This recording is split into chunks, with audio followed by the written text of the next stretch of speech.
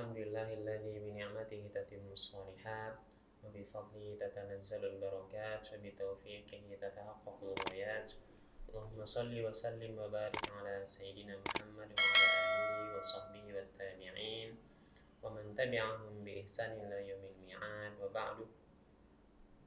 Ayyuhal musyahidin al-kiram, para pemirsa, saudara-saudari, seluruh pendengar yang dirahmati dan dimuliakan Allah SWT. Alhamdulillah, kita bersyukur kepada Allah dengan selalu memuja dan memujinya atas segala nikmat dan karunia yang diberikan kepada kita. Salawat dan salam untuk baginda Rasulullah SAW, juga untuk keluarga, sahabat tabi'in dan semua pengikutnya hingga hari akhir kelak. Ala inna li rabbikum fi ayyami dahrikum lanafahat fala fata'arradu laha la'alla ahadukum an yusibahu minha nafah fala yashqa ba'dahu abada. Rasulullah SAW mengabarkan kepada kita bahwa Rabb kalian memiliki pada hari-hari kalian pemberian yang istimewa, nafahat, dari hari-hari yang ada dalam kalender 1 tahun 355 hari. Ada beberapa hari yang istimewa. Di waktu itu Allah akan memberikan pemberian istimewa tersebut. Ala fata'arradu laha, tidakkah kalian mencarinya? Tidakkah kalian berusaha mendapatkannya? Kata Rasulullah SAW. Apa pemberian itu dan apa manfaatnya? Kata Rasulullah, la'alla ahadukum, bisa jadi kalau ada yang mendapatkannya, an yusibahu minha nafah fala yashqa ba'dahu abada. Orang yang mendapatkan pemberian tersebut yang diberikan Allah hanya pada hari-hari yang istimewa, fala yashqa ba'dahu abada, dia tidak akan pernah sengsara selama-lamanya. Dan hari di antara hari yang dimaksud dengan fi ayyami dahrikum adalah hari-hari istimewa yang ada pada bulan Ramadan.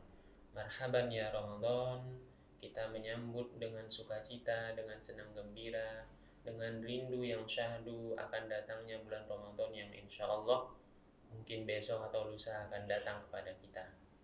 Dan bulan Ramadan ini merupakan kesempatan yang diberikan Allah SWT kepada kita untuk berhenti. Ia ibarat waqafat, ia ibarat muhattah, terminal yang pemberhentian untuk kita bisa mengingatkan diri kita, untuk bisa mengevaluasi diri kita, membuat diri kita lebih dekat kepada Allah Subhanahu wa taala. Karena memang bulan Ramadan ini merupakan sarana fasilitas yang diberikan Allah kepada kita, dan kita memang membutuhkannya untuk bisa menjadi hamba yang lebih baik, untuk bisa menjadi hamba-hamba Allah yang bertakwa. Karena memang tingkat puncak kemuliaan seorang hamba hanya ada pada ketakwaan. Dan Ramadan merupakan salah satu sarana yang paling efektif untuk mendapatkan ketakwaan tersebut. Kenapa tidak? Karena dengan Ramadanlah kita bisa mendapatkan ketakwaan. Ketakwaan itu bisa diraih ketika tarikan atau godaan dunia bisa diminimalisir. Kita bisa menghindarinya sekuat mungkin. Dan di bulan Ramadan insya Allah kita akan bisa lakukan itu. Kenapa? Seperti nasihat para ulama, di bulan Ramadan kita akan qillatul ta'am, kita akan sedikit makan. Karena memang puasa itu salah satunya adalah menahan diri dari anil muftirat, dari yang membatalkan puasa, dan diantaranya adalah makan-makan ya. Kemudian kita akan qillatul kalam, akan kurang berbicara. Kita akan lebih banyak berzikir, kita akan lebih banyak tilawah, kita akan lebih banyak membaca daripada berbincang-bincang seperti yang kita lakukan di luar bulan Ramadan. Dan kalau kita banyak berbicara akan menghabiskan tenaga, dan juga mulut kita kurang sedap baunya kalau banyak bicara kan. Maka di bulan Ramadan kita akan qillatul kalam, dan yang terakhir kita akan qillatul niyam, sedikit tidur. Kita akan qiyam Ramadan, setelah Isya kita akan tarawih, dan kita akan lebih cepat bangunnya. Siapapun dia, selama dia orang Islam yang berpuasa Ramadan, pasti bangunnya lebih cepat dari kebiasaan bangun sebelumnya. Jadi terhimpunlah 3 hal itu. Qillatut ta'am, kita sedikit makan. qillatul kalam, sedikit berbicara, qillatul niyam, dan sedikit tidur. Dan 3 hal inilah biasa yang menghalangi seseorang untuk bisa menikmati ibadah kepada Tuhannya, untuk bisa mencapai derajat takwa. Orang-orang salafus salih, para ulama kita, bisa mencapai derajat takwa dengan mengurangi 3 hal ini. Dan Allah juga menjelaskan sifat-sifat orang yang beriman di dalam Al-Quran. Qalilan minal laili ma yahja'un, sedikit tidur ya, sedikit tidur, sedikit bicara, dan sedikit makan.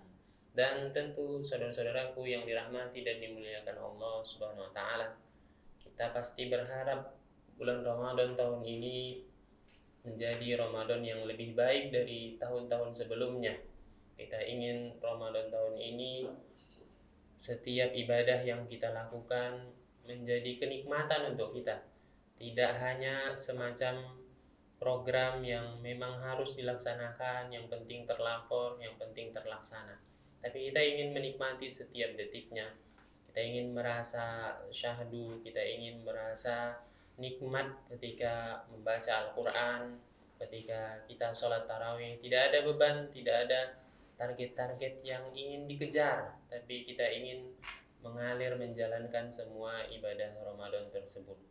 Dan seperti yang sering disampaikan oleh para asatidz kita, yang ditulis oleh Imam Al-Ghazali dalam kitab Ihya Ulumuddin, bahwa tingkatan puasa itu ada 3. Yang pertama shaumul umum, yang kedua shaumul khusus, dan yang ketiga shaumul khususil khusus. Yang pertama, yang umum itu adalah orang yang hanya menahan perutnya dari makan dan minum. Dan yang kedua, yang khusus, adalah orang yang tidak hanya menahan perut, tapi menahan seluruh anggota tubuhnya dari hal-hal yang makruh, begitu juga yang haram. Mata, mulut, telinga, tangan, dan kaki. Dan yang terakhir adalah al-khususil khusus, puasa yang lebih khusus ya, lebih istimewa, VIP. Orang yang tidak hanya menahan jawarihnya, tapi juga mampu menahan hatinya dari hal-hal yang tidak baik. Tidak sempat terbesit di dalam hatinya hal yang negatif. Apakah berburuk sangka, berpikiran negatif, kemudian pesimis, dan hal-hal lain yang menjadi penyakit hati. Dia mampu mengendalikan lintasan-lintasan yang ada di dalam hati dan pikirannya. Dan tentu kita semua berharap bisa menjadi orang-orang yang shaumil khususil khusus, orang yang puasanya istimewa, bukan hanya shaumul umum, orang yang puasa menahan makan dan minum saja. Karena memang puasa itu secara bahasa artinya adalah al-man'u, menahan diri, dan menahan itu sebenarnya lebih berat daripada mengerjakan. Wallahu a'lam bishawab, lebih dan kurang mohon maaf. Marhaban ya Ramadan. Aqulu qouli hadza wa astaghfirullah li wa lakum. Assalamualaikum warahmatullahi wabarakatuh.